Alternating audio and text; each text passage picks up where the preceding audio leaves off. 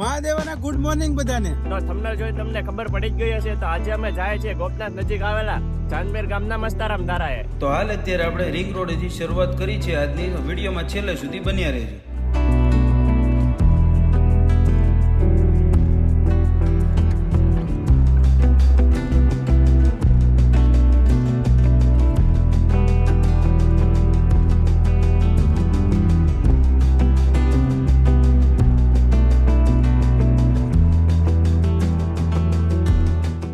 અત્યારે અમે તળાજાવાળા હાઈવે પર તણસા ગામ નજીક પહોંચ્યા હતા અને આજ સવારથી તે ખૂબ જ વરસાદી વાતાવરણ હતું.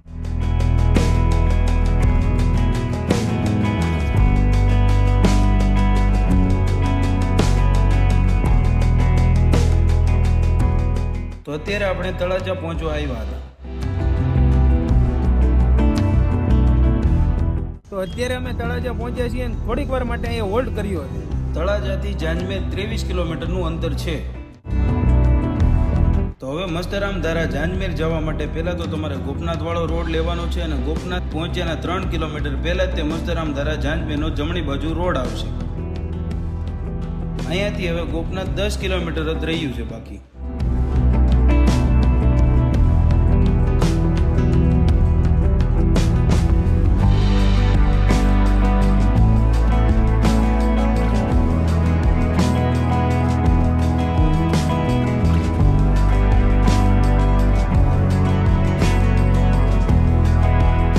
અત્યારે આપણે પિત્તલપુર ગામમાં પહોંચ્યા હતા અને અહીંથી ગોપનાથનું અંતર માત્ર 5 કિલોમીટર જ છે. મસ્તરામ ધારા જવા માટે અહીંથી જમણી બાજુનો રસ્તો લેવાનો. આ રોડ પર માત્ર 2 કિલોમીટર ચાલતા જ મસ્તરામ ધારા આવી જશે. ફાઇનલી મિત્રો અત્યારે અમે મસ્તરામ ધારા પહોંચી ગયા અને રસ્તામાં ખૂબ જ વરસાદ હતો. મિત્રો આજે રવિવાર હતો ને અત્યારે બપોરના 2 વાગ્યા હતા ત્યારે પણ અહીંયા ક્ષેત્ર શરૂ જ હતું.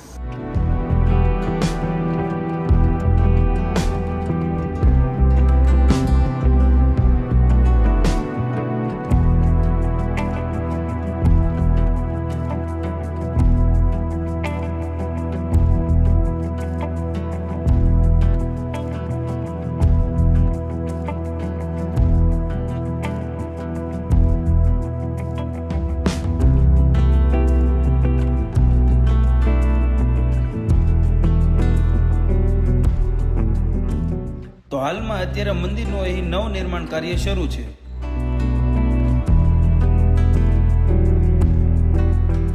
અહીં મસ્તરામ બાપુની સમાધિ આવેલી છે.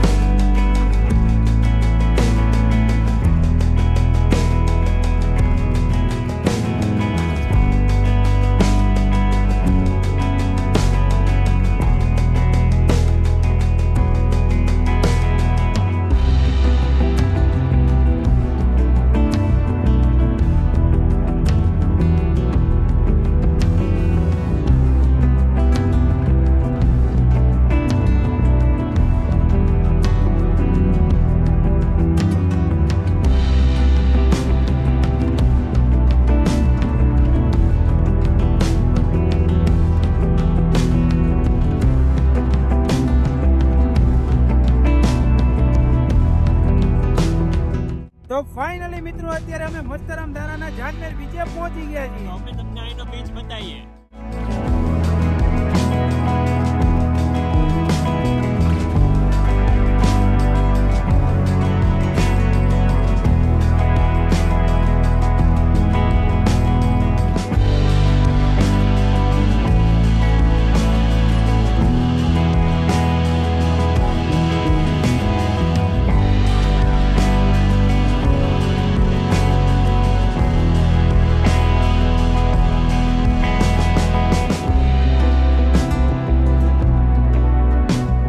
આજે રવિવાર હોવાને લીધે ઘણા લોકો અહીં બીચની મજા માણતા હતા.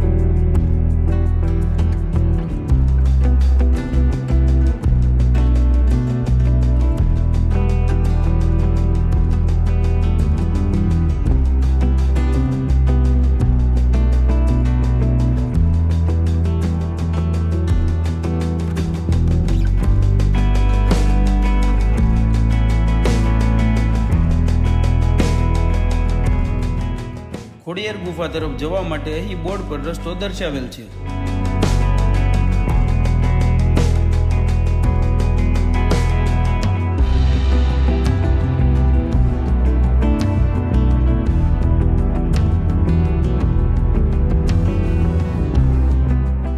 અહીં આજે ઘણા શ્રદ્ધાળુઓ દર્શન માટે આવેલા હતા.